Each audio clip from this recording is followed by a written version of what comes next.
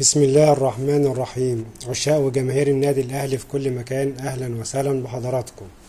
معاكم عماد توفيق وفيديو جديد لآخر أخبار النادي الأهلي. لكن في البداية ما تنسوش تدعموني بلايك للفيديو واشتراك في القناة فضلا وليس أمرا. الأهلي يشكر محسن صالح ويقبل اعتذاره عن الاستمرار في لجنة التخطيط.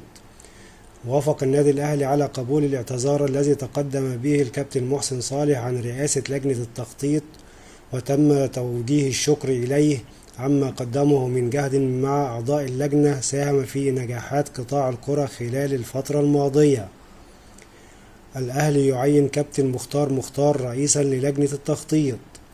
قرر مجلس إدارة النادي الأهلي برئاسة الكابتن محمود الخطيب تعيين كابتن مختار رئيسا للجنة التخطيط خلفا للكابتن محسن صالح الذي اعتذر عن عدم الاستمرار في مهمته.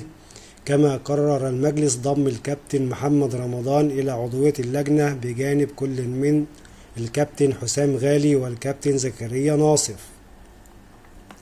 الأهلي يقبل اعتذار خالد بيبو.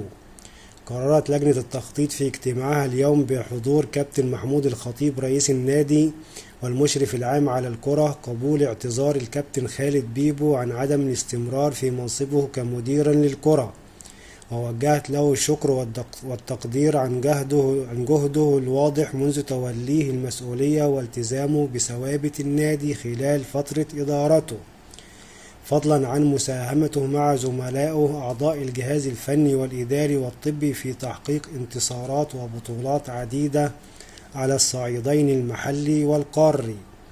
وكلفت اللجنة الكابتن خالد بيبو بمهمة المنسق العام لقطاعات الناشئين والأكاديمية والكرة النسائية سامي قمصان مديرا للكرة بجانب عمله كمدرب عام للفريق.